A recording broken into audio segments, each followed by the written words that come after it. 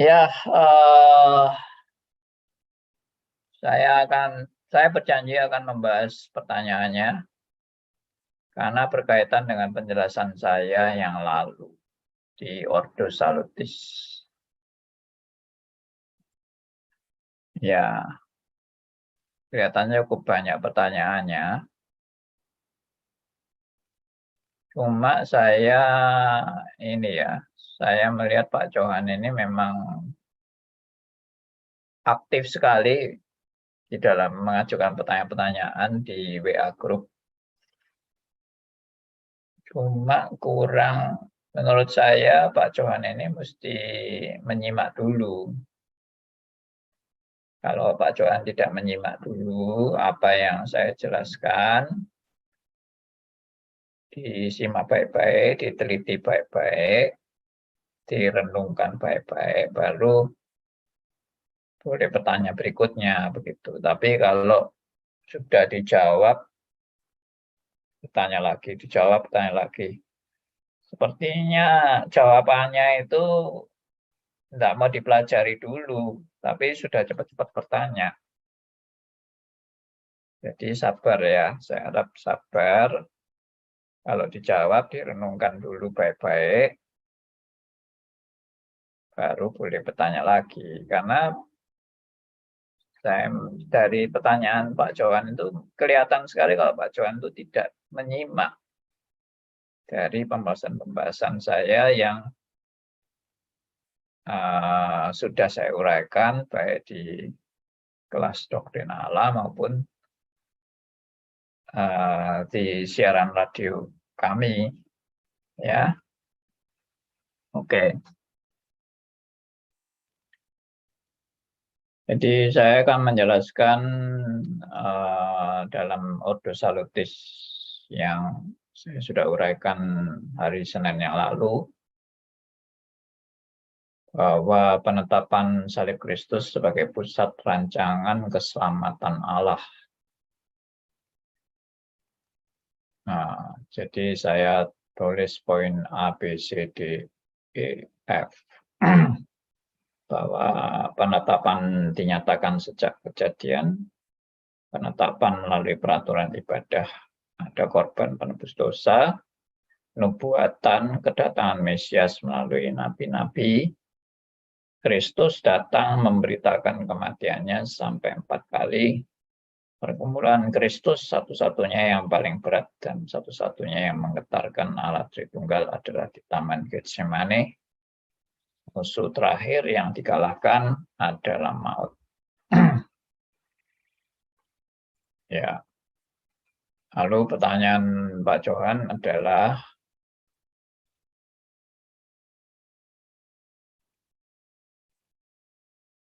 dari poin A sampai D, Yesus sudah ditetapkan sebagai pusat rancangan keselamatan. Pertanyaan 1, apakah Yesus tidak tahu sudah ditetapkan? Lalu kenapa Yesus sampai begitu ketakutan? Bentar, bukankah Yesus itu 100% Allah dan 100% manusia? Nah, ini juga pertanyaan ini menunjukkan Pak Johan itu nggak menyimak penjelasan saya yang hari Senin. Saya sudah jelaskan kenapa Yesus sangat ketakutan. Dan yang ditakuti apa? Ya. Ketakutan Tuhan Yesus itu menunjukkan bahwa yang dialami Kristus itu amat sangat mengerikan. Biarpun Tuhan Yesus sudah tahu dia ditetapkan untuk mengalami itu. Tapi kalau yang dialami itu amat sangat mengerikan, biarpun sudah tahu ditetapkan, apa enak-enak mengalami hal yang mengerikan itu?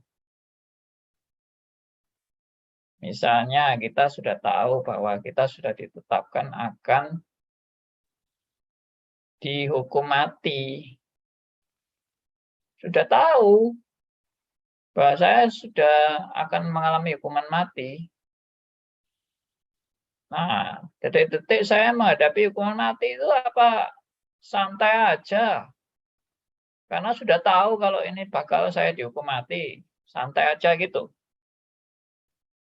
Ya enggak lah. Karena itu kan bagi kita itu kan mengerikan. Kecuali orang yang memang sengaja mensugesti diri untuk tidak takut apa-apa ya.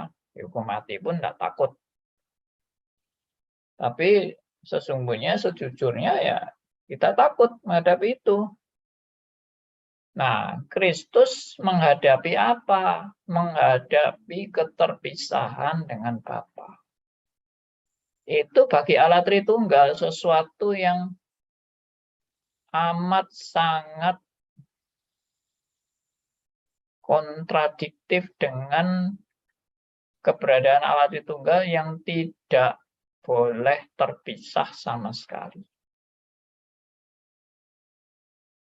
Tapi harus mengalami keterpisahan. Itulah yang bagaimana hakikat Allah Tritunggal yang tidak mungkin terpisah tapi harus terpisah. Ya, meskipun ada orang yang menjelaskan yang terpisah bukan Allah Tritunggalnya, yang terpisah itu manusianya. Saya pun sudah menanggapi kalau itu manusianya, itu berarti Tuhan Yesus tidak bayar sesuatu yang signifikan bagi semua manusia di dunia ini. Karena yang bisa menebus untuk semua manusia itu bukan manusianya Kristus, tapi Allah yang punya kemampuan karya yang tak terbatas oleh waktu maupun oleh kuantitas. Kristus membayar tidak dibatasi waktu. Ya, jadi dampak atau efek penebusan Kristus tidak dibatasi waktu dan tidak dibatasi oleh kuantitas. Siapa yang mampu melakukan tanpa batas waktu dan tanpa batas kuantitas? Siapa yang mampu? Ya, bukan manusianya justru. Itu Allah. Tapi bagi saya itu makanya misteri. Bagaimana Allah sampai memang harus terpisah. Dan itulah kengerian yang paling ngeri. Makanya saya bilang kalau ternyata Allah Tritunggal tidak terpisah, hanya manusia yang terpisah. Oh, Allah Tritunggalnya masih enak-enak, damai-damai, tenang-tenang aja di surga. Manusia Kristus yang menderita sendirian, sengsara, susah. Menurut saya, Kristus pada saat Allah berinkarnasi menjadi manusia, antara Allah dan kemanusiaannya, ya, kealahan Kristus dan kemanusiaan Kristus tidak pernah terpisah selama Kristus berada di dunia. Kecuali kalau sudah mati, rohnya kembali kepada Bapa, jasadnya mati, ya, maka yaitu sudah selama Kristus kembali kepada Bapa, rohnya kembali kepada Bapa, ya itu sudah memang tanpa manusia, tubuh manusianya kan. Oke. Tapi ini memang bisa menjadi perdebatan karena ada orang bilang roh yang kembali itu ya roh manusianya. Kalau roh ilahinya ya tetap bersama dengan Bapa. Ya itu. Kalau seperti itu menurut saya cuma mainan aja perpisahan Kristus itu. Oke ya. Jadi memang itu perpisahan yang menggetarkan.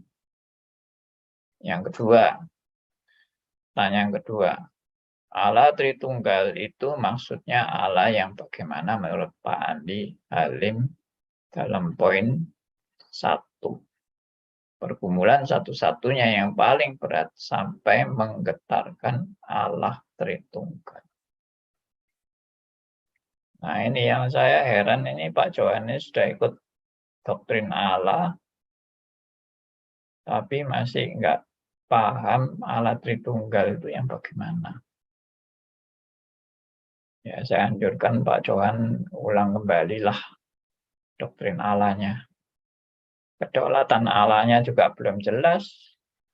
Allah Tritunggalnya juga belum jelas. Jadi yang dipelajari apa? Saya juga bingung. Jadi Allah Tritunggal itu adalah Allah Bapa, Allah Anak, dan Allah Roh Kudus. Allah Bapa punya eksistensi sendiri. Allah Anak punya eksistensi sendiri. Allah Roh Kudus punya eksistensi sendiri. Dan antara Allah Bapa, Allah Anak, Allah Roh Kudus dalam satu kesatuan yang tak terpisahkan. Itu Allah Tritunggal. Jadi Bapak bukan anak, anak bukan Roh Kudus bukan Bapak, anak bukan Bapak, dan anak bukan Roh Kudus bukan anak. Jadi masing-masing punya keberadaan sendiri-sendiri. Bapak ada sendiri, anak ada sendiri, Roh Kudus ada sendiri. Tapi ketiga-tiganya dalam satu kesatuan yang tidak terpisahkan. Tapi ada sendiri-sendiri. Ya sudah, itu Allah Tritunggal. Kalau mau minta penjelasan lagi, ikuti doktrin Allah semester depan. Ya. Yang ketiga, apa bedanya iblis dan maut? Saya tanya apa yang sedang dibahas Pak Andi Halim tentang senternya Salim. Nah, ini juga tanya yang sudah saya jelaskan di hari Senin yang lalu. Iblis dan maut itu jelas berbeda. Karena iblis itu oknum, maut itu kondisi. Ya, iblis itu pribadi, maut itu bukan pribadi. Maut itu kondisi terpisah dari Allah. Ya sudah. Ya, saya harap ini clear. Kalau masih nggak jelas, ulangi YouTube Ordo Salutis yang nomor 18 dan 19. Harap diulangi. Kalau tidak mau mengulangi, tidak mau belajar, tapi ngotot bertanya terus, maaf saya nggak bisa meladeni terus pertanyaan-pertanyaan tersebut. Karena orang yang mau bertanya itu harus mau belajar. Ya, jangan bertanya-bertanya terus untuk kepuasan diri. Tapi harus mau belajar. Kalau tidak mau belajar seperti yang saya kasih tuntunan, yaitu ikuti Ordo Salutis yang nomor 18 dan 19, tapi tidak mau dengar. Ngotot aja bertanya terus. Ya, maaf saya lama-lama tidak bisa saya meladeni terus pertanyaan-pertanyaan seperti itu. Ya, saya bukan tidak mau melayani pertanyaan. Saya orang yang paling sabar menjawab pertanyaan. Tapi ternyata kesabaran saya juga ada batasnya. Ya, saya bukan super sabar sampai ditanya apapun saya mau jawab. Ya, Allah itu loh, Allah itu aja ada batasnya, kesabaran Allah itu. Masa saya tidak ada batasnya? Kan saya nanti melebihi Allah. Gawat. Oke, demikian. Ya, saya harap Pak Johan, siapa namanya? Nama lengkapnya siapa ya? Saya nggak tahu itu. Pak Johan yang di WA Group itu. Kalau ada teman yang tahu nama lengkapnya bisa kasih tahu saya. Baik, kita sekarang lanjut aja dengan ini Ordo Salutis ya. Yang bagian kedua yang saya sudah siapkan ini.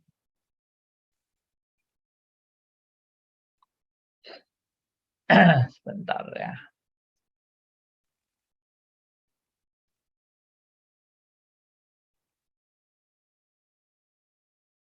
Oke.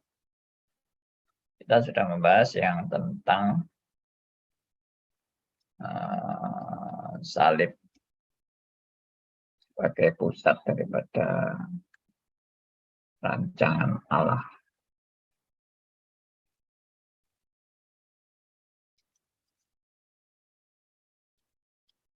Ordo Salutis. Bagi teman-teman yang baru ikut, saya anjurkan ikuti YouTube yang sebelumnya. Ya, seri kita sekarang ini sudah sesi yang ke-20 untuk Ordo Salutis. Oke, ini yang sudah kita bahas yang lalu. Ya.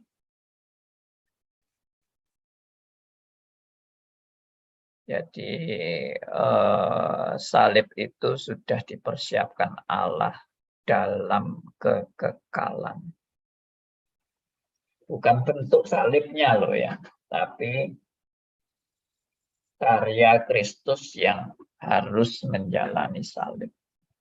Itu sudah ditetapkan sejak kekekalan.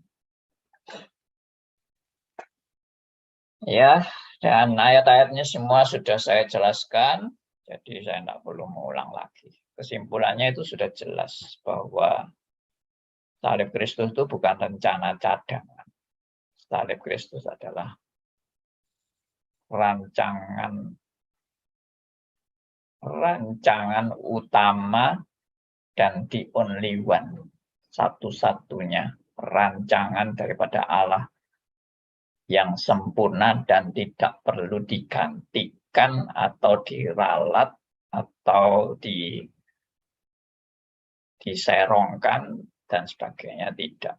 Rencana Allah satu-satunya salib Kristus dan pasti digenapi. Dah. Dan melalui salib Kristus inilah genaplah rancangan Allah itu bahwa manusia berdamai dengan Allah. Ya, genaplah rancangan Allah, manusia berdamai dengan Allah, dan manusia makin mengenal siapa Allahnya. Dan seperti yang saya sudah jelaskan mengenai progresif, rencana keselamatan Allah secara progresif, ya, bukan sanctification aja yang progresif. Seluruh rancangan Allah itu adalah progresif. Nah, saya belum pernah mengungkapkan progresif untuk rancangan Allah. Ya, sudah pernah saya gambar progresifnya rancangan Allah. Jadi bukan hanya sanctification yang progresif ya, seluruh rancangan Allah, ya, rancangan keselamatan Allah itu progresif. Dengan demikian saya juga pastikan pengenalan akan Allah dari Adam dan Hawa sebelum mengenal salib Kristus. Pada waktu dia sebelum jatuh dalam dosa, pengenalan Adam dan Hawa akan Allah sebelum jatuh dalam dosa dibandingkan dengan pengenalan setelah mengalami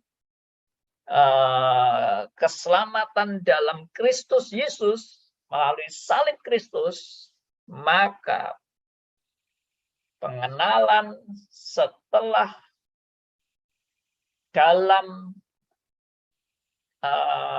karya penebusan salib Kristus, pengenalan Adam dan Hawa pasti lebih dalam. Jadi mengenal Allahnya itu lebih maju daripada sebelum jatuh dalam dosa. Saya pernah menegaskan kebenaran ini, bahwa Adam dan Hawa sebelum jatuh dalam dosa, jangan dikira pengenalan akan Allahnya itu sempurna sebelum jatuh dalam dosa. Tidak.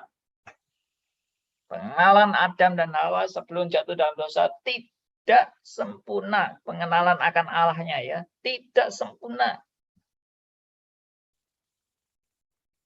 Masih ingat nggak?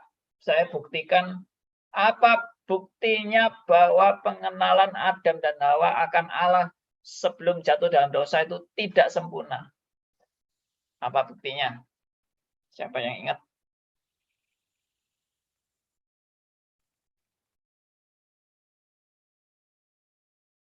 Pak Aryo. Ya, posisinya lebih tinggi daripada Adam dan Hawa dalam skala itu dan dalam gambar itu. Iya, dalam gambar itu ya. Tapi maksud saya begini. Sebelum saya buat gambar itu, apa buktinya dari peristiwa yang terjadi? Apa buktinya bahwa pengenalan akan Adam dan Hawa, pengenalan akan Allah dari Adam dan Hawa itu tidak sempurna? Apa buktinya? Mic-nya belum dibuka. Mic-nya Pak Aryo.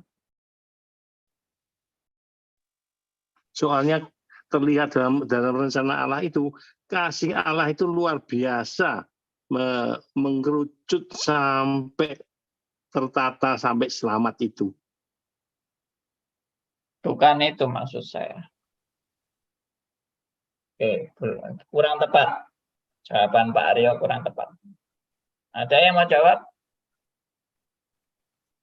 Pak Hendarto, silakan. Tolong mic-nya di open aja. Salib Kristus. Salib Kristus bernilai mahal. Saking mahalnya darah Kristus, tidak ada yang bisa sanggup bayar nilai pengorbanan Kristus, maka nilainya, kualitasnya lebih tinggi daripada Adam dan Hawa sebelum jatuh dalam dosa. Itu benar, tapi itu bukan pertanyaan saya. Kelihatannya nggak menyimak pertanyaan saya. Apa ini? Oke, Cinmi, silakan. Belum terverifikasi karena jatuh. Belum terbukti pengenalannya akan Tuhan. Belum terbukti. Lah ya, apa buktinya kalau dia belum mengenal? Waktu dialog dengan ular, Pak. Kenapa? Yaitu kelihatan dia pengenalan akan Allahnya pun ya masih belum sempurna. Yes. Bu Nita tadi mau bicara apa? Enggak. Andi, bukankah ini kalau seandainya dia mengenal itu, dia pasti tahu bahwa apa yang dikatakan iblis kepada dia itu tidak itu. Dia begitu dia diputar balik saja oleh iblis, langsung dia masuk perangkapnya. Tapi jikalau dia memang mengerti Allah yang memberitahukan mandat kepada dia bahwa semua itu kau boleh makan, Mungkin dia akan lebih berpikir 2 kali begitu, Pak. Oke. Ya, itu tadi sudah dijawab Pak Martin ya. Atau kebangkitan Bahwa Tuhan Yesus, Pak ya? Ya, Karena nilai kebangkitan Tuhan Yesus. bukan. Itu bukan maksud saya. Maksud saya itu kalau Adam dan Hawa itu mengenal Allah dengan benar, dia tidak mungkin bisa dibohongi iblis. Tidak mungkin. Jadi Adam dan Hawa sampai bisa dibohongi oleh iblis, itu menunjukkan bahwa pengenalan Adam dan Hawa akan Allah dan akan kebenaran perintahnya itu tidak sampai keliru. Maksudnya tidak sampai terbawa oleh kata-kata iblis yang menipu itu. Enggak sampai. Karena dia sudah mengenal dengan sempurna. Pengenalan akan Allahnya itu sudah tidak tergoyahkan. Tapi ternyata Adam dan Hawa tergoda dan terbujuk oleh kata-kata iblis yang memutarbalikkan perintah Allah. Nah, ini kan menunjukkan bahwa ya, Pak Johan, ayat ketiga itu, Pak, ya. Kejadian 3 ayat ketiga itu ya. Kan tetapi tentang buah yang ada di tengah-tengah taman, Allah berfirman, jangan kamu makan ataupun raba buah itu, nanti kamu mati. Tapi melalui dialog, ular bilang tidak, sekali-sekali kamu tidak akan mati. Jadi di situ karena tadi Pak Andi bilang pengenalannya pada Allah itu tidak benar, maka dia tergoda gitu. Saya bilang bukan tidak benar loh ya, tidak sempurna. Iya, maksudnya tidak sempurna. Iya. Pengenalannya. Jadi kalau sudah sempurna, tidak mungkin tergoda lah. Oh, sudah tahu kok, langsung ketawa-ketawa itu Adam dan Hawa. Aduh, iblis. Aku bukan orang goblok yang bisa kamu tipu. Kira-kira gitu jawaban. Ya ini khayalan saya ya. Seandainya Adam dan Hawa itu pengenalannya itu sudah mantap, sudah tidak tergoyahkan, ya ketawa-ketawa dibujuk iblis. Aduh iblis, gua sudah tahu lu itu mau bohong, lu mau menjebak gua kan, gua sudah tahu itu, jangan mempermainkan saya sudah dekat sama Allah, saya sudah sempurna mengenal firman-Nya. Sudahlah, jangan main-main sama saya. Kira-kira begitu ya. Nah, ini ada Pak Surya. Silakan Pak Surya. Selamat malam Pak Andi sama semua teman-teman ya. Jadi Selamat awalnya malam. Halo.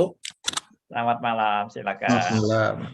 Saya cuma bukan menjawab Pak, malah bertanya balik. Bukan masalah. Ya.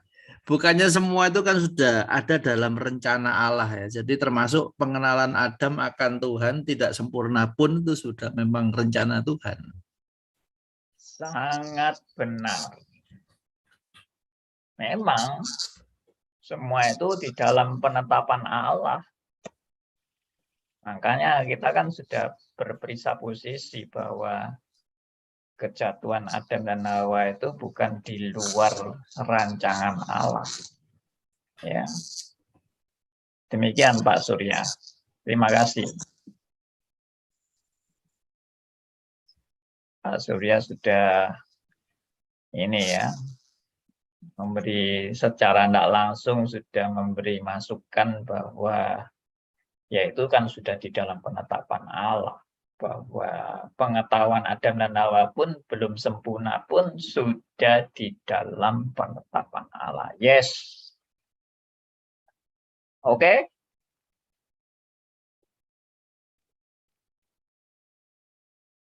Bu Liliana. Coba Silakan. jawab, Pak. Karena itu tubuhnya Adam dan Hawa itu masih dari tanah liat yang bisa rusak, Pak. Jadi ya gampang dibujui, belum ditebus sama darah Tuhan Yesus. Ya, karena tubuhnya masih dari debu dan tanah, jadi masih belum sempurna. Oke, good. Jadi dari sisi keberadaan Adam dan Hawa yang tubuhnya dari debu dan tanah, sempurnanya kapan? Sempurnanya ya nanti waktu bangkit dengan tubuh mulia. Nah, itu baru. Tidak bisa, Pak. Walaupun sudah dalam tubuh sempurna ya, artinya tubuh fana ini sudah tidak ada, tapi waktu ketemu muka dengan muka bersama Tuhan pun mengatakan apa yang kamu tahu ya cukup untuk kamu, yang nggak tahu ya jangan. Artinya bukan itu patokannya, Pak. Betul.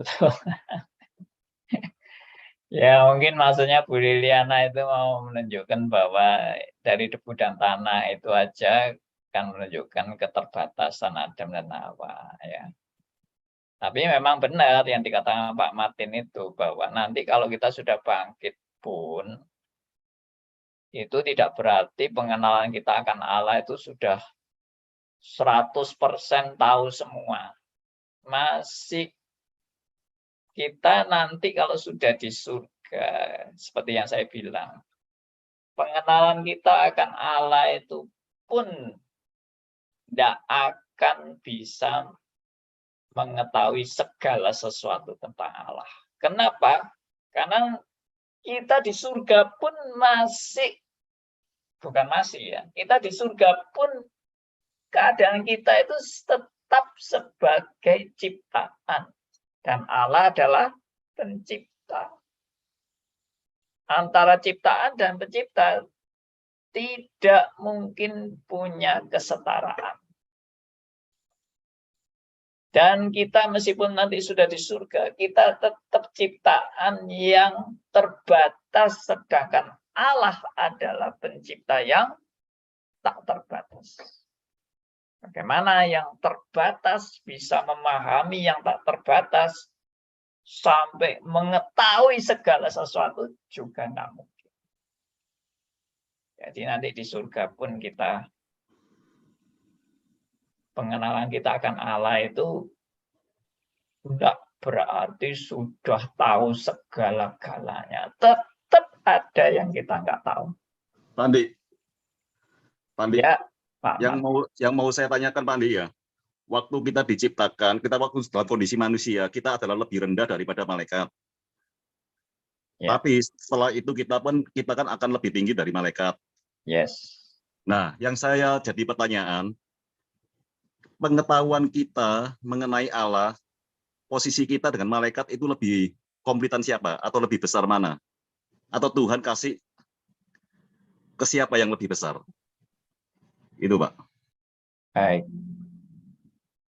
Saya tidak bisa jawab. Karena Alkitab tidak menjelaskan bagaimana malaikat mengenal Allah. Yang dijelaskan Alkitab adalah malaikat yang taat kepada Allah. Dan ada malaikat yang memberontak kepada Allah. Tapi bagaimana malaikat punya pengenalan akan Allah, apakah lebih daripada kita mengenal Allah, itu I don't know. Yang jelas pengenalan kita itu progresif. Ya, setelah kita bertobat, kita boleh mengenal Allah makin lebih dalam dan lebih dalam lagi. Sedangkan apakah malaikat ada progresif dalam pengenalan akan Allah atau hanya ya itu aja mengenalnya, itu juga nggak tahu ya, nggak tahu. Pak Andi, kalau saya dengar khotbahnya Pak Tong, dia ngomong bahwa sekarang memang predikatnya malaikat memang lebih tinggi dari manusia. Tapi nanti setelah ini manusia yang akan menghakimi malaikat. Jadi maksudnya itu posisinya berarti lebih tinggi dong Pak Andi, gitu. Iya, tapi kalau pengenalan akan Allahnya kan nggak tahu. Lebih tinggi sama lebih rendah itu kan dalam arti mungkin kalau saya tafsirkan kan kemampuannya. Jadi malaikat itu dalam kondisi supranatural. Sedangkan manusia dalam kondisi natural. Lalu yang kedua, malaikat tidak berdosa. Malaikat yang taat ya, tidak berdosa. Sedangkan manusia berdosa. Jadi dengan kondisi seperti ini ya jelas manusia berada di bawah malaikat. Tapi dalam pengenalan akan Allah itu beda. Mungkin saja Tuhan memberikan kepada kita anugerah pengenalan akan Allah yang lebih dari malaikat. Mungkin.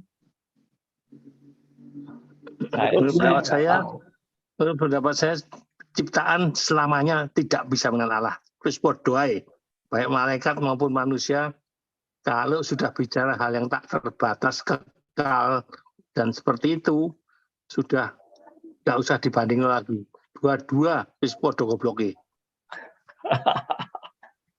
Sebabnya yang dibanding itu keterlaluan hebatnya, Pak. Terlalu jauh.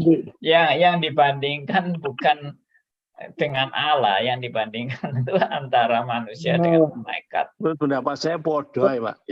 Atau gini Pak Andi, podo sama-sama tidak bisa mengenal Allah. Iya Pak, Ya. Pak Andi, malam. Ya, silakan Pak Liman. Mungkin ini pendapat saya cuma nggak tahu salah apa enggak. Mungkin lebih pengenalan kepada Allah itu mungkin pada manusia mungkin Pak Andi. Karena manusia ada firman Tuhan Alkitab. Mungkin di malaikat tidak ada mungkin ya. Mungkin ada Alkitabnya tidak bisa pelajari. Saya nggak tahu juga. Ya kayak gini-gini mungkin kita nggak usah menduga-duga deh. Memang nggak tahu kita. Ya, nggak ada sumbernya itu. Ya. Oke. Baik. Sudah ya? Cukup seru ya. Tanya jawabnya ini. Kita langsung masuk pada ini. Berikutnya.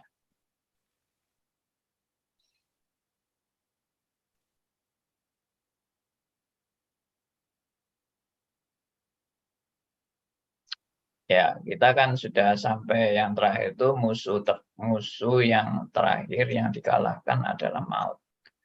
Jadi sekali lagi saya tegaskan musuh yang dikalahkan itu bukan iblis. Musuh terakhir yang dikalahkan adalah maut, yaitu keterpisahan dengan Allah.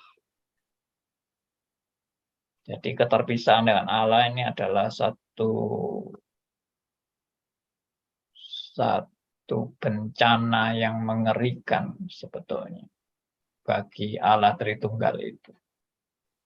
Ya, kalau iblis itu enteng ya, iblis itu tidak ada apa-apanya dibandingkan Allah. Jadi iblis bukan musuh Allah.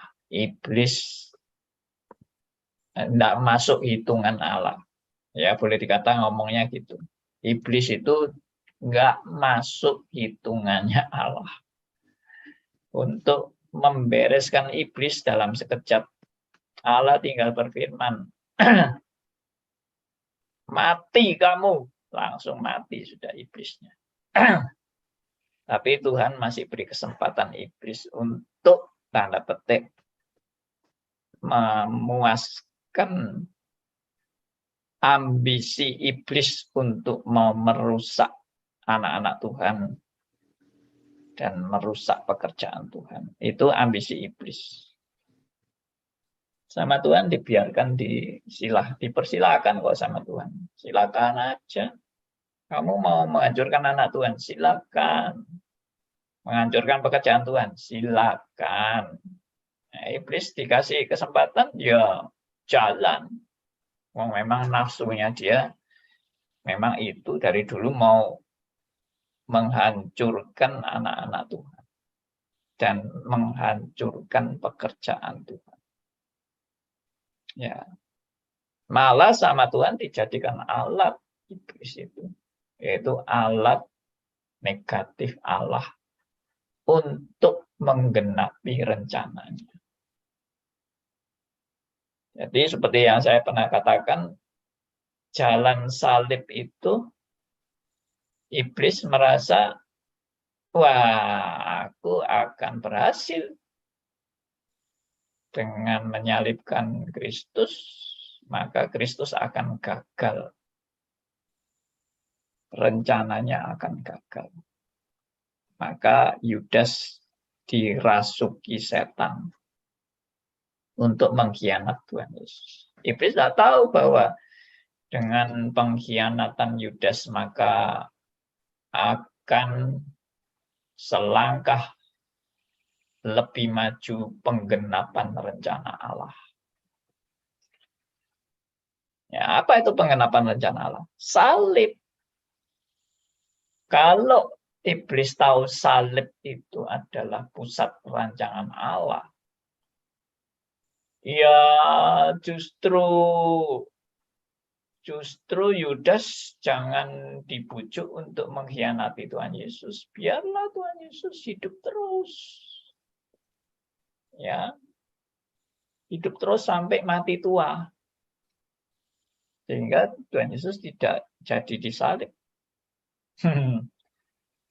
Jadi iblis tidak tahu bahwa salib itu adalah pusat rancangan Allah. Ya. Lalu di pengadilan semua orang bilang salibkan dia, salibkan dia. Lalu Pilatus cuci tangan. Ya. Semua itu sudah di dalam pengaturan dan penetapan Allah. Kemudian Pilatus cuci tangan. Ya.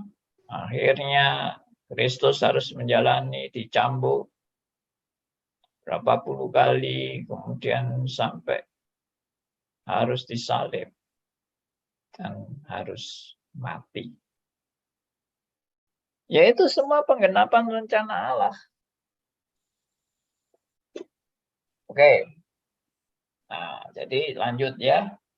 Karya pendamaian ini bukan semata-mata demi keselamatan manusia, tetapi supaya manusia dapat mengenal Allah yang benar-benar Allah. Yang mau berkorban demi kasihnya yang luar biasa bagi manusia. Nah, ini yang saya sudah jelaskan Senin lalu. Bahwa dulu kita ngertinya sih sederhana aja. Kristus mati untuk aku selamat. Kristus mati supaya aku tidak di neraka. Kristus mati supaya aku masuk surga. Kristus mati supaya aku berbahagia. Aku dapat keselamatan kekal. Puji Tuhan, aku akan tidak ada lagi kesedihan. Aku tidak ada lagi penderitaan. Tidak ada lagi sakit penyakit. Aku berbahagia selamanya. Ya, itulah karya salib Kristus, supaya aku selamat, supaya aku bahagia, supaya aku tidak dihukum di neraka. Yaitu kalau itu terus yang ditekankan, itu sama aja dengan salib Kristus itu untuk memenuhi kebutuhan egoisme Anda dan saya. Salib Kristus itu demi kepentingan keegoisan manusia. Nah, itu yang saya tegaskan, justru tidak. Rancangan Allah itu semua teosentris. Teosentris berarti salib Kristus itu untuk apa? Untuk penggenapan rencana Allah. Penggenapan rencana Allah itu apa? Supaya manusia berdamai dengan Allah, supaya manusia mengenal siapa Allahnya, supaya manusia juga mengenal kasih Allah yang sampai mau berkorban bagi manusia, supaya manusia itu mengenal pengorbanan Allah yang mengutus anaknya yang tunggal. Itulah bukti kasih Allah. Supaya manusia mengenal itu. Jadi kasih Allah itu dibuktikan melalui apa? Melalui pengorbanan anaknya yang tunggal. Itu kasihnya. Makanya saya pernah bilang, kalau tidak ada salib, manusia tidak pernah mengenal kasihnya yang sampai mau mengorbankan anaknya yang tunggal.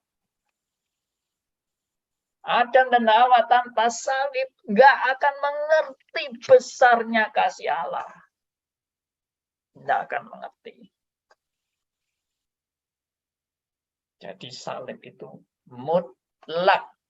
Dalam rencana Allah, salib itu mutlak harus terjadi untuk manusia boleh mengenal siapa Allahnya. Itu. Ya. Nah, lalu yang berikutnya, yang kesimpulan kemarin, yaitu supaya manusia yang sudah diselamatkan boleh memuliakan nama Tuhan. Mempersembahkan hidupnya bagi kemuliaan Allah. Bukan hidup bagi kepentingan diri, tapi hidup bagi kemuliaan Allah.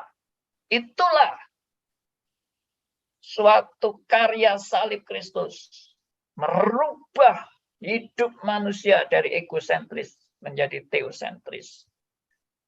Dari hidup demi kepentingan diri menjadi hidup demi kemuliaan Allah. Itu salib Kristus mereformasi hidup manusia yang sia-sia menjadi hidup yang bernilai. Untuk hidup bernilai itu apa? Yaitu hidup untuk kemuliaan bagi Allah. Hidup bernilai bukan saudara makin kaya, bukan saudara makin sehat, bukan saudara makin panjang umur, bukan saudara makin sukses, makin berjaya, ya, makin dihormati orang, makin berprestasi, makin apa segala macam. Tidak. Hidup bernilai adalah hidup Anda boleh dipersembahkan bagi kemuliaan Allah. Itu hidup bernilai. Jadi teologi sukses pasti itu ajaran setan. Karena bersifat egosentris. Kalau ikut Tuhan, kaya raya. Ikut Tuhan, sukses. Ikut Tuhan, sehat walafiat. Tidak ada penyakit. Ikut Tuhan, minta apapun. Tuhan pasti kasih. Ikut Tuhan, Tuhan yang akan berkorban untuk kita bisa hidup lebih bahagia. Akhirnya, ujung-ujungnya apa? Ujung-ujungnya Tuhan itu jadi alat untuk kepentinganku.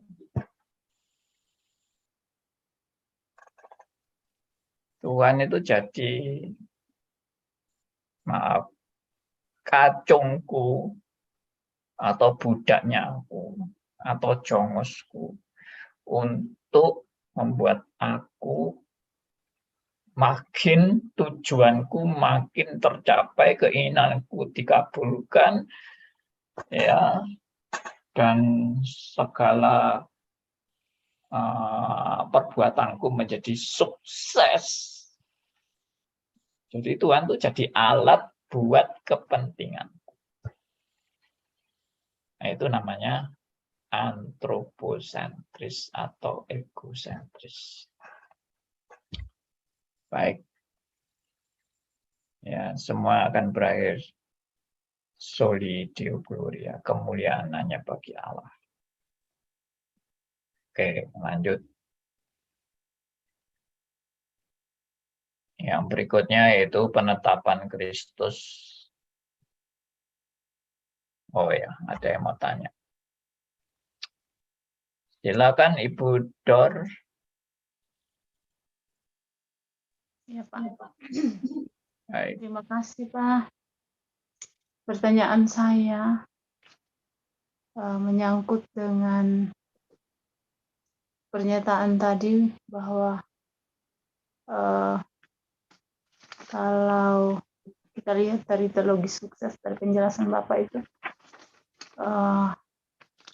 Tuhan menjadi, kalau saya membahasakannya, Tuhan menjadi pelayan manusia gitu.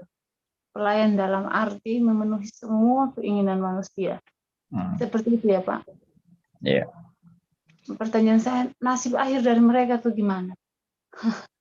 Mungkin konyol pertanyaanku. Nasib akhir dari orang-orang seperti ini gimana Pak? Baik, saya Makasih. jawab. Jawabannya adalah saya nggak tahu. Tapi kalau mereka adalah anak Tuhan yang diajar ajaran salah, Tuhan akan menegur mereka suatu saat. Tuhan akan menginsyafkan mereka. Tuhan akan, kalau perlu, Tuhan akan menghajar mereka. Sampai mereka baru tahu bahwa ajaran yang mereka yakini itu adalah salah dan menyesatkan. Dan itu mirip dengan saya. Saya dulu juga ikut teologi sugesti positive thinking untuk menyembuhkan orang dan untuk menyembuhkan diri sendiri dan untuk segala yang saya minta Tuhan bisa kabulkan. Itu saya dulu punya keyakinan seperti itu. Tapi saya renungkan lagi. Tuhan buka mata rohani saya, menyadarkan saya. Apa lu kira Tuhan itu satpammu? Nah, kalau Tuhan itu satpammu ya silakan, kamu nyembah satpam. Ya. Iya. Saya waktu itu lagi bingung. Tapi kok Alkitab mengajarkan begini? Alkitab mengajarkan mintalah, maka kamu akan mendapatkan, kamu akan menerimanya. Ya, carilah, kamu akan mendapat. Ketuklah, pintu akan dibukakan bagimu. Loh, ini kan firman. Kan boleh aku minta supaya aku nanti akan menerima. Ya, boleh aku mencari kan untuk mendapatkan. Ya, jadi antara setengah-setengah itu saya bingung. Saya nggak tahu jawaban tuntasnya apa, saya nggak tahu. Tapi saya juga merasa aneh kalau Tuhan itu jadi satpam saya kan. Tuhan tolong jagakan motor saya ya supaya nggak dicuri orang. Tuhan itu tukang jaga parkir atau gimana? Seperti itu. Nah, tapi Tuhan kemudian tegur saya. Ya. Saya dulu juga nggak mau minum obat. Loh. Saya ekstrim banget. Ya, tidak mau minum obat. Tidak mau ke dokter. Waduh. Tapi Tuhan buat saya kecelakaan sampai ke Garota, pingsan 2 jam, terpaksa, bukan terpaksa, saya nggak sadar, dalam keadaan nggak sadar itu saya dibawa ke rumah sakit. Karena saya pingsan kan 2 jam. Dibawa ke rumah sakit tanpa minta izin saya untuk bawa ke rumah sakit. Kalau misalnya saya sadar ya, atau saya masih bisa pertimbangkan, mungkin saya ngotot tidak mau ke rumah sakit. Karena bagi saya anti dokter dan anti obat. Tapi Tuhan hajar saya ya. Tuhan hajar saya. Tuhan itu, ya itulah, kalau anak Tuhan itu pasti dididik dan dihajar. Oke, sekarang Pak Hendarto silakan. Ya, terima kasih Pak. Bukan kacung Pak, jin lampu Aladin. Ya itu juga sering saya perkenalkan, jin lampu Aladin. Pak, pertanyaan saya itu apakah yang Bapak terangkan musuh terakhir yang dikalahkan adalah maut yang di 1 Korintus 15 ayat 16 itu bisa dikaitkan dengan 2 Korintus ayat 17 sampai 19, Pak. 2 Korintus berapa? 2 Korintus 5 ayat 17 sampai 19, Pak. Terutama 18 19. Atau Coba saya tolong. bacakan, Pak. Ya, coba tolong bacakan. Yang 17. Jadi siapa yang ada di dalam Kristus, ia adalah ciptaan baru. Yang lama sudah berlalu, sesungguhnya yang baru sudah datang. Dan semuanya ini dari Allah yang dengan perantaraan Kristus telah mendamaikan kita dengan dirinya dan telah mempercayakan pelayanan pendamaian itu kepada kami. Sebab Allah mendamaikan dunia dengan dirinya oleh Kristus dengan tidak memperhitungkan pelanggaran mereka. Ia telah mempercayakan berita pendamaian itu kepada kami. Kan berkaitan dengan karya Kristus itu di kayu salib kan dengan tujuan untuk memperdamaikan orang-orang pilihannya kepada Allah yang benar-benar Allah. Tolong penjelasannya, Pak. Ya, benar. Jadi siapa yang ada di dalam Kristus, ia adalah ciptaan baru. Yang lama sudah berlalu, sesungguhnya yang baru sudah datang. Dan semuanya ini dari Allah yang dengan perantaraan Kristus telah mendamaikan kita dengan dirinya dan yang telah mempercayakan pelayanan pendamaian itu kepada kami. Sebab Allah mendamaikan dunia dengan dirinya oleh Kristus dengan tidak memperhitungkan pelanggaran mereka. Ia telah mempercayakan berita pendamaian itu kepada kami. Ya, jelas bahwa memang karya Kristus itu untuk menyelamatkan saudara dan saya itu intinya adalah mendamaikan kita dengan Allah, mendamaikan saudara dengan Allah. Jadi bukan sekedar kita masuk surga. Ya. Nah, di dalam mendamaikan itu ada lagi intinya, yaitu apa? Tadi saya sudah ungkapkan. Intinya adalah Pengenalan akan Allah. Nah, itu supaya kita sebagai ciptaannya mengenal Allah yang benar-benar Allah. Ya. Dan terus juga Bapak juga melanjutkan dari pengenalan akan Allah juga diarahkan untuk pengenalan akan firman Allah dan pengenalan akan doktrin-doktrin Allah. Yes. Dan pengenalan akan rencananya. Ya. Terima kasih, Pak. Terima kasih. Dan diakhiri memuliakan Allah, Pak. Yes. Ya, itu the point yang paling terakhir. Soli Deo Gloria. Soli Deo Gloria. Kemuliaan hanya bagi Allah. Segala sesuatu supaya berlutut di bawah kaki salib Kristus. Ya. Ya itu. Dan mengakui Yesus adalah Tuhan bagi kemuliaan Allah sampai selama-lamanya. Wah, itu sudah glory of glory, ya.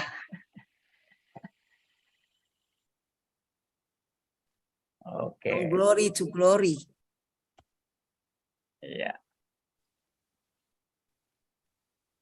Kemuliaan dari segala kemuliaan. Kemuliaan dari segala kemuliaan adalah kemuliaan bagi Allah. Dan itu dinyatakan nanti akhir zaman. Ya, finalnya. Roma 11 ayat 36 ya, Pak? Yes, Roma 11 ayat 36. Ayat favoritnya Pak Hendarto itu. Ya, banyak yang favorit. Semua, Bu. Ibu yang juga kan, Bu. Oke. Baik. Kita lanjut ya. Ya. Nah, sekarang yang ketiga ini. Penetapan Kristus datang sebagai penebus manusia berdosa. Ya.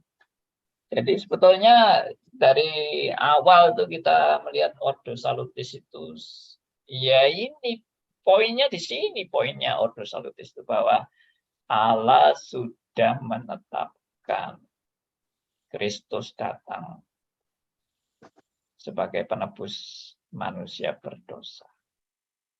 Ya, konsep perjanjian lama tentang domba yang dikorbankan. Saudara bayangkan ya, perjanjian lama itu selalu mengorbankan korban penebus dosa. Dan yang dikorbankan itu adalah anak domba yang tak bercacat. Dan semua itu melambangkan Mesias yang akan datang dan yang akan dikorbankan sebagai korban sempurna. Herannya orang Yahudi itu tidak menangkap. Heran sekali. Ibadah mereka selalu mengorbankan anak domba yang tak bercacat. Tapi pada saat Kristus datang, sampai bahkan Kristus disalib, mereka tetap seperti mata tertutup, ya, mata dibutakan. Tidak paham bahwa Kristuslah anak domba Allah yang menjadi korban sempurna itu. Mereka nggak nangkep itu, padahal juga Yohanes Pembaptis itu loh. Yohanes Pembaptis sudah memperkenalkan Kristus. Pada saat Kristus sebelum dibaptis. Yohanes Pembaptis sudah memperkenalkan itu kepada umat Tuhan. Siapakah Kristus itu sebenarnya? Anak domba Allah. Inilah anak domba Allah. Ya. Coba dilihat ayatnya. Saya tidak hafal ayatnya, tapi kira-kira di Yohanes pasal 1 atau 2. Saya lupa. Coba ada yang bisa menemukan enggak?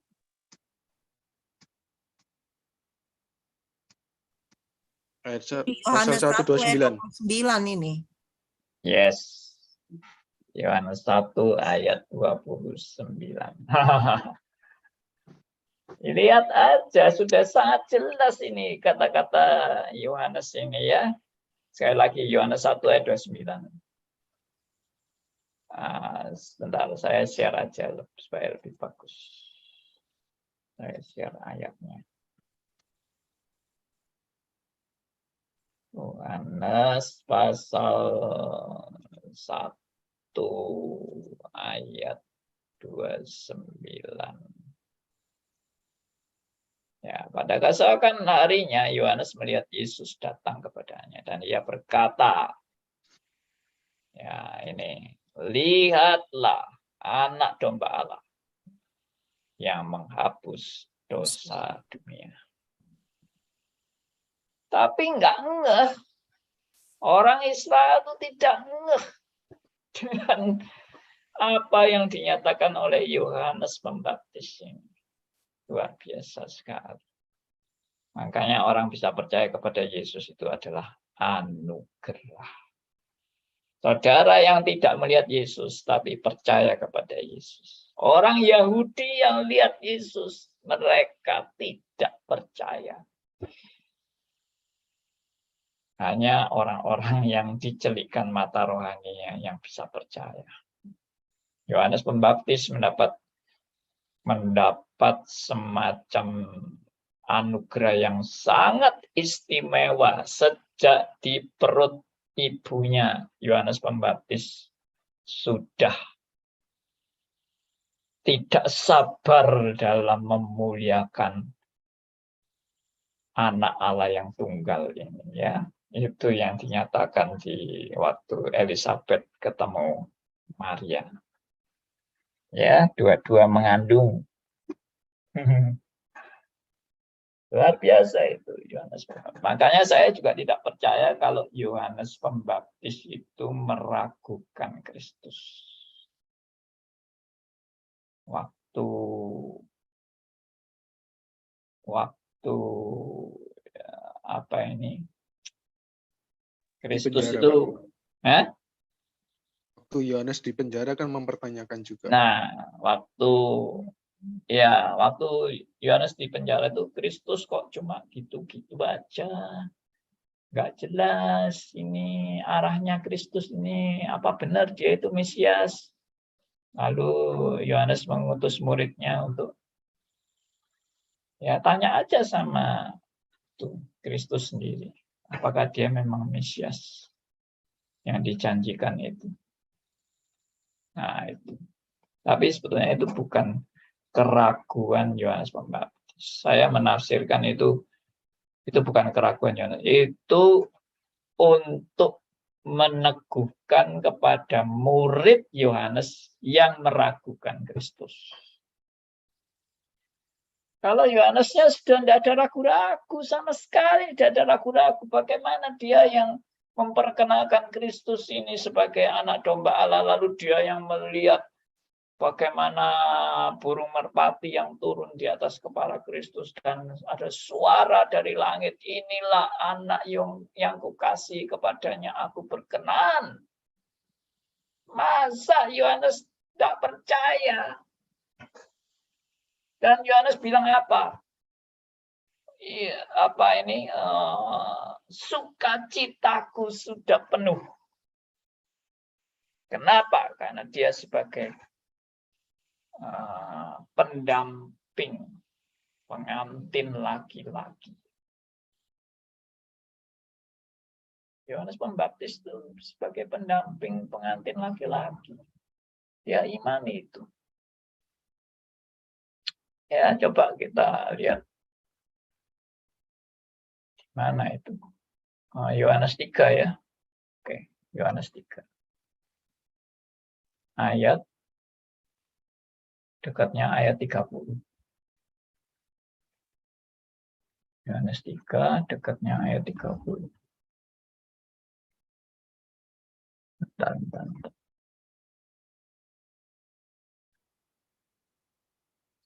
Ayat 29 ya, Pak?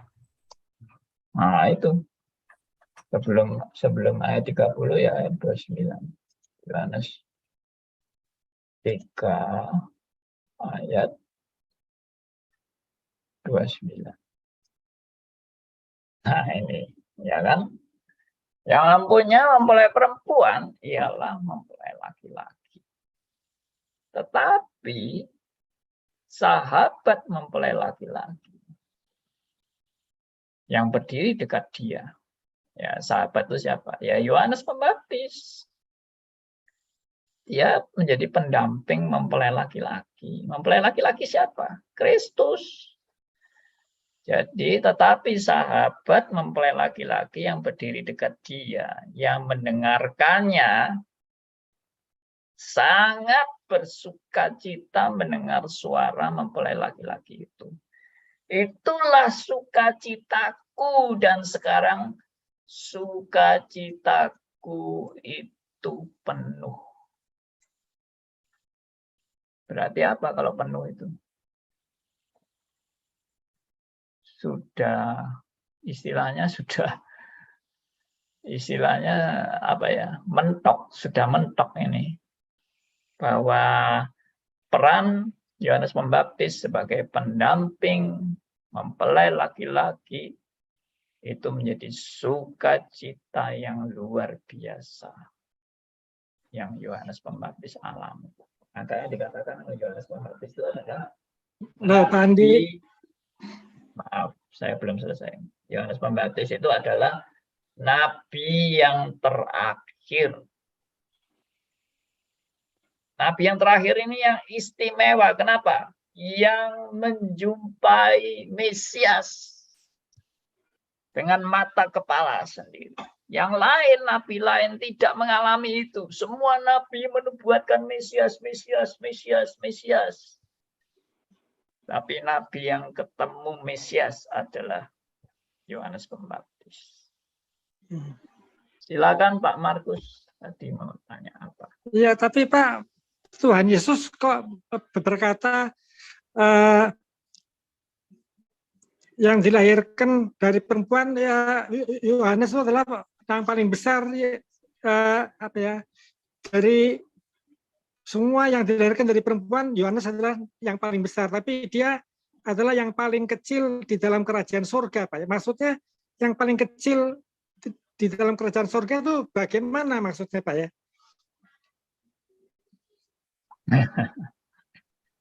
Ya, saya belum bisa menafsirkan itu apa yang dimaksud dengan paling kecil dalam kerajaan surga. Apakah karena Yohanes Pembaptis memang bilang bahwa dia harus makin besar dan aku harus makin kecil? Nggak tahu saya. Saya belum bisa jawab pertanyaan Pak Markus. Ya. Ya, itu yang sudah Nanti lama. Coba nanti saya akan pelajari. Ya, terima kasih Pak Andi. Ya, terima kasih. Oke. Pak Aryo mau bicara? Ya, kemarin saya ditunjukkan di televisi oleh anak saya tentang kelompok-kelompok Yahudi yang menyanyikan dengan alat-alat kunonya, dengan suara sedih sekali, membacakan mazmur-mazmurnya tentang menunggu Mesayahnya, luar biasa. Ratap.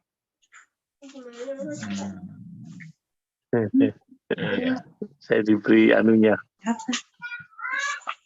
Iya. YouTube-nya. Sedih sekali, sedih luar biasa. Semua dibuat perdapan. Iya.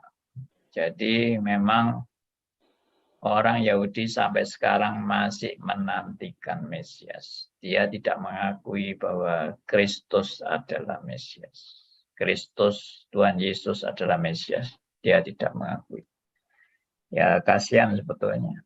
Sudah datang, sudah digenapi, tapi tidak percaya bahwa itulah Mesias. Ya kasihan banget ya.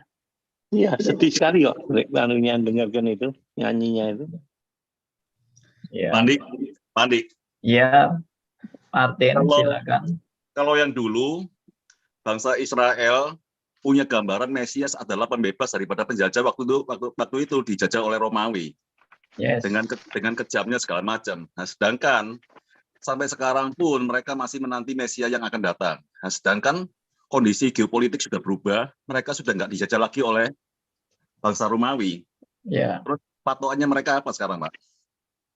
Patokan mereka sekarang adalah bait Allah. Belum dibangun. Jadi bait Allah yang dihancurkan di dalam zaman Kaisar Nero, diratakan dengan tanah, dan mimpinya orang Yahudi adalah bait Allah harus dibangun. Dan mereka sangat-sangat ingin bait Allah itu dibangun di atas fondasi bait Allah yang dulu. Padahal fondasi bait Allah yang dulu sekarang adalah berdirinya Masjid Al-Aqsa. Jadi kalau mau mendirikan bait Allah, masjid itu harus dirobohkan. Dan kalau sampai masjid itu dirobohkan, gemparlah seluruh orang Islam seluruh dunia. Karena Masjid Al-Aqsa itu juga dianggap masjid yang agung dan masjid yang utama juga bagi orang Islam.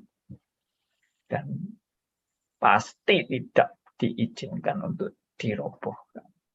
Kecuali mungkin, saya nggak tahu, Israel masih mencari metode bahwa masjid itu tidak usah dirobohkan, tapi dipindahkan dengan teknologi yang canggih. Jadi mungkin tidak tahu bagaimana tiang-tiangnya akan diatur sedemikian rupa sampai masjidnya tidak mungkin roboh, lalu dipindah tempat, lalu bangsa Israel bisa membangun bait Allahnya. Ini suatu isu yang besar juga ini, mendirikan bait Allah. Nah, Ada yang menafsirkan nanti kalau bait Allah itu sudah dibangun dan terjadilah perang dunia yang terakhir. Saya nggak tahu perang dunia ini memang mau ini bakal Ukraina Rusia ini bisa jadi perang dunia ketiga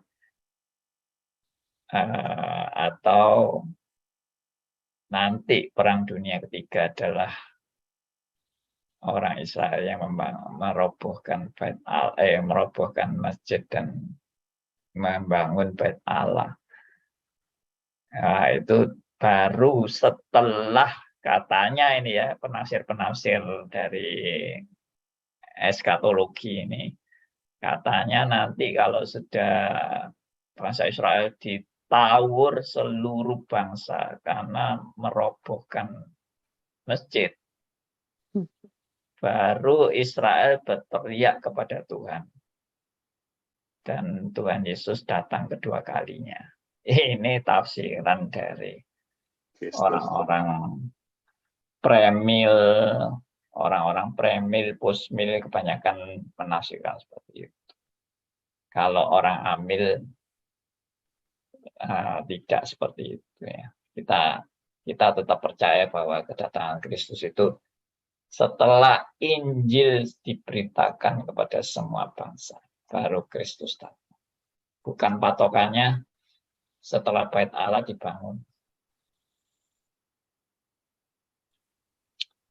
Oke? Oke. Iya. Sudah selesai. Jam 9. Pak, karena nggak ada yang tanya yang lain Pak ya, saya tak lanjutin lagi. Baik. Terus setelah itu Pak ya, patokan-patokan itu kok saya dengar dari penjelasan Pak Andi berarti kan ada perubahan-perubahan. Itu paling nggak mereka mempunyai patokan atau punya naskah atau punya kitab apa sih yang dibuat oleh mereka itu jadi patokan itu. Misalnya kalau Mesias kedua datang itu dalam arti kata kalau bait suci itu sudah terbangun. Sedangkan yang dulu-dulu kan enggak Pak, waktu zaman yang awal. Gimana Pak? Ya itu kan tafsiran aja. Bagi saya sih itu, mungkin bagi orang Yahudi sendiri dia tidak menafsirkan seperti itu. Saya nggak tahu. Orang Yahudi sekarang harapannya apa, saya juga nggak tahu. Tapi yang pasti mereka ingin membangun bait Allah. Itu pasti sih. Nah, mereka juga harapannya kan kalau nanti Mesias datang itu kan mereka jadi pemerintah seluruh bangsa. Pemerintah dunia. Jadi Israel menjadi penguasa seluruh bangsa. Jadi mereka masih bertahan bahwa 12 suku Israel itu akan memegang pemerintahan dunia. Ya itu harapan mereka pada waktu Kristus datang.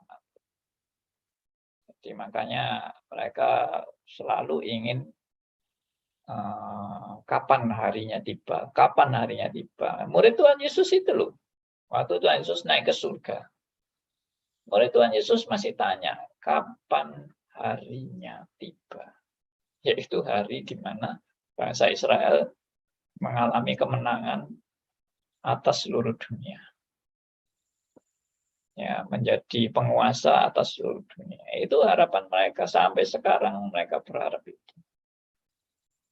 Ya, tapi tentang pembangunan bait Allah yang apakah pada saat pembangunan bait Allah lalu Mesias datang, nah itu adalah penafsir eskatologi.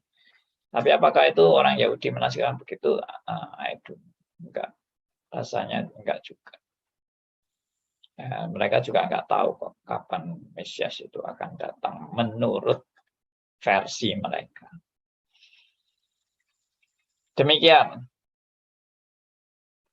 Oke. Oke Pak. Terakhir. Ya, ini terakhir dari poin yang saya sudah tulis di sini. Jadi kesimpulannya adalah penetapan rancangan Allah itu sempurna dan seutuhnya. Jadi rancangan Allah itu tidak separuh-separuh, tidak setengah-setengah, tidak separuh jalan lalu terbelok atau terserongkan, tidak. Rancangan keselamatan Allah itu sempurna dan seutuhnya, dari alfa sampai omega. Ya, kita akan lanjut pada kesempatan berikutnya, yaitu hari Senin yang akan datang. Tuhan memberkati, kiranya apa yang kita sudah pelajari bersama boleh menguatkan dan meneguhkan kita untuk makin belajar sesuai dengan maksud Alkitab. Baik, kita akan tutup dalam doa. Ya. Wah, ada Pak Yus ini. Biasanya Pak Darmius ini kasih komen-komen terakhir. Apakah ada komen terakhir, Pak? Enggak ada. Oke. Baik, kita akan tutup dalam doa ya. Saya minta Pak Yoga boleh tutup dalam doa, Pak Yoga. Pak Yoga di Jakarta. Silakan. Baik, Pak. Ya. Mari kita berdoa.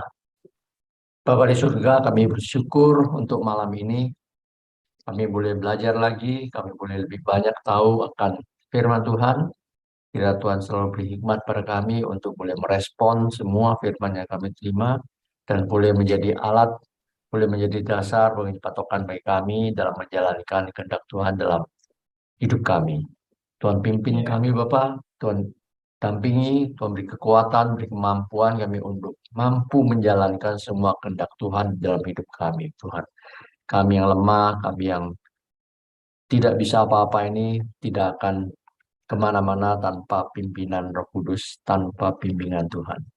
Tuhan, tolong kami, beri beras kasihan-Mu pada kami yang tidak layak di hadapan-Mu ini, yang sudah Tuhan layakan, Tuhan beri kemampuan. Terima kasih untuk pelajaran pada malam ini. Tuhan berkati Pak Andi, memberi hikmat selalu pada beliau untuk boleh terus memimpin, memberitakan firman Tuhan kepada kami semua. Terima kasih, kami juga berdoa untuk teman-teman semua, kiranya Tuhan boleh beri kemampuan kepada kami untuk boleh menjadi alat Tuhan dan menjalankan kehendak Tuhan dalam hidup kami masing-masing. Terima kasih Bapa, kami bersyukur untuk semuanya ini. Dan kami berdoa hanya di dalam nama Tuhan Yesus Kristus, Tuhan dan Juru Selamat kami yang hidup. Amin. Amin.